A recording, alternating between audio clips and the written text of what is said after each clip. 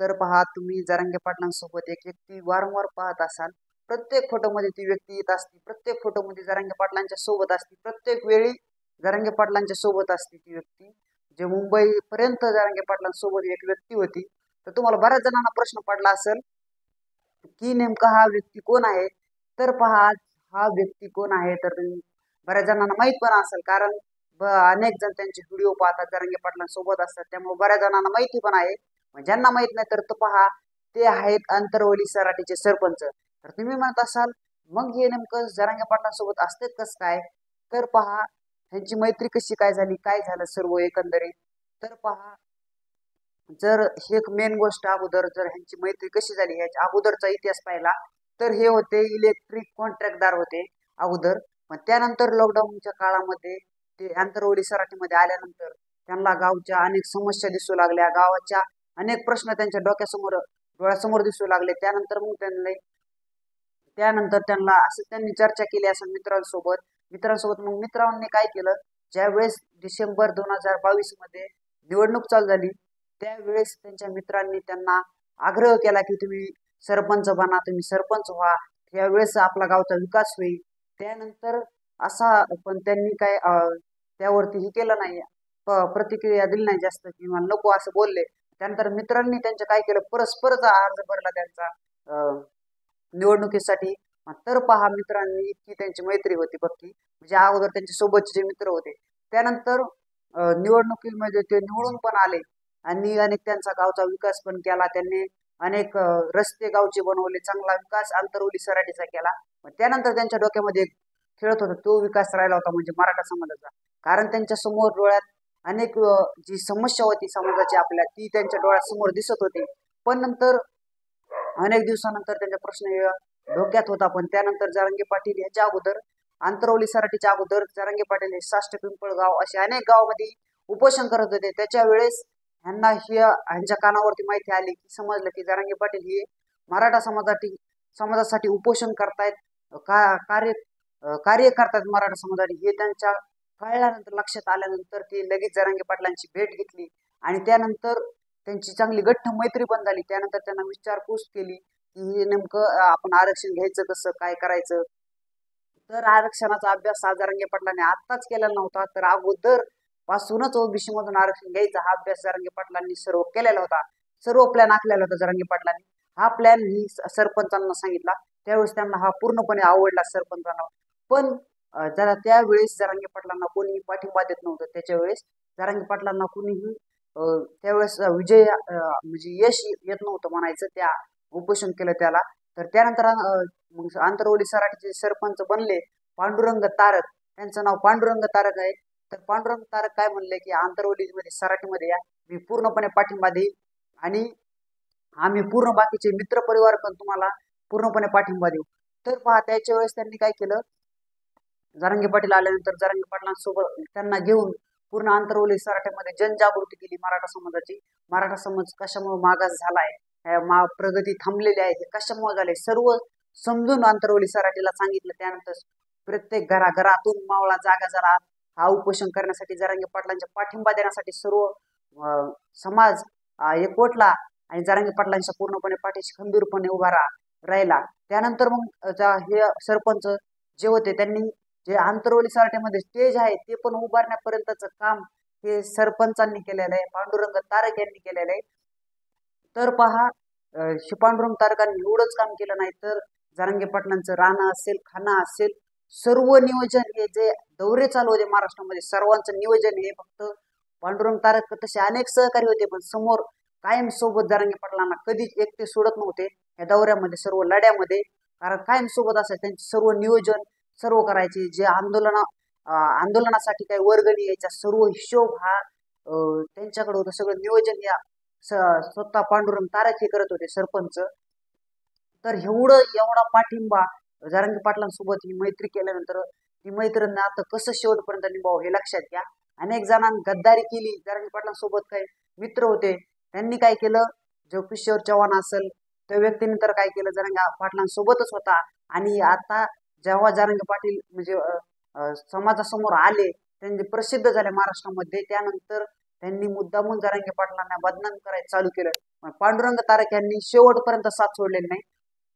जी 300 एकरची सभा होती त्याचं सर्व नियोजन हे ह्या सरपंचांनी केलं होतं. त्यापासून सर्व एकंदरीत समाजाची जनजागृती करला असेल, जरांगे पाटलांच्या सोबत जेवणाचं नियोजन असेल, सर्व नियोजन हे पांडुरंग तारक करत होते. तर पहा त्याच्या वेळेस जेव्हा जरांगे पाटील प्रसिद्ध झाले तर एखादा मित्र बोलला असता की एखादा म्हणजे आता फक्त समाजामध्ये जर आपण पाहिलं तर पहा एखाद्या मित्राची जर प्रगती झाली तर तो व्यक्ती जो मित्र असतो त्याला लगेच मनामध्ये त्याच्याविषयी वेगळी दुर्भावना निर्माण होते. मग त्यानंतर आपण कसं प्रसिद्ध होऊ ह्याच्यावरती भर असतो. पण ह्या सरपंचांनी तसं काहीच केलं नाही. जे शिष्टमंडळ जे सरकारचं यायचं त्याचे कागदपत्र असतील ते सर्व सांभाळण्याचं काम हे पण स्वतः सरपंच करत होते. शेवटच्या श्वासापर्यंत हे जो लढा मुंबईपर्यंत होता त्याचं पण सर्व नियोजन हे सरपंच करत होते. तर हे होते आंतरवली सराटीचे सरपंच. पण तुम्ही असे अनेक सहकारी जरांगे पाटलांचे आहेत पण ते अजून समोर आले नाहीत.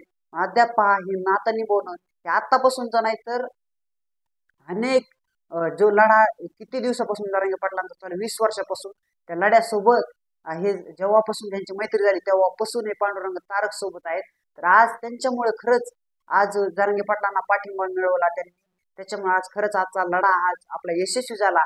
खरंच याच्या मागे आपण पाहिलं असेल जर आपण एखादा चित्रपट पाहिला तर त्यामागे आपण फक्त चित्रपट पाहत असतो. पण त्या कलाकारांना असेल सर्व दिग्दर्शक असेल ह्यांची सर्वात मोठी मेहनत असते.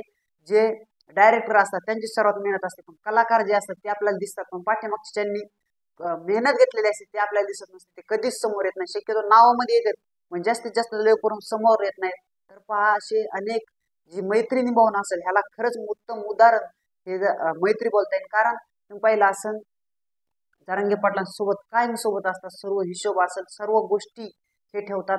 आजचं नियोजन पुढं कोणता दौरा पुढे ठेवायचा आहे सर्व नियोजन हे आंतरवली सराटीचे सरपंच करत होते. तर पहा ही मैत्री किती अतूट नाते यांनी निर्माण केलेलं आहे. एखादा व्यक्ती असा आज किती जरांगे पाटील प्रसिद्ध झाल्यामुळे आज अनेकांनी हे केलं असतं बदनाम करायचा प्रयत्न केला असता. मुद्दाम म्हणले असते माझं नाव प्रसिद्ध झालं नाही ह्यांचं प्रसिद्ध होतंय तर आपण काय आपलं पुढेच होत नाही यासाठी अनेकांनी प्रयत्न केले असते. पण ह्या सरपंचांनी तसं अजिबात केलेलं नाही आणि जरांगे पाटलांच्या पूर्णपणे पाठीशी उभा राहिले. खरंच जी गाडी होती ती पण सर्व चालवण्यास हे सर्व रात्र दिवस हे सरपंच करत होते. तर लढ्यामध्ये सर्वात जरांगे पाटलानंतर मोठा हात जर हा पांडुरंग तारक यांचा म्हणता येईल. रात्रंदिवस तुम्ही दौरे पाहिले असतात. रात्रीच्या पाठ 4-4 वाजेपर्यंत सभा असायच्या. याच्या वेळेस ड्रायव्हर हे अनेक होते त्यांचे सहकारी होते पण सर्वात जास्त हे पांडुरंग तारक असायचे. रात्रंदिवस जरांगे पाटलांच्या सोबत होते.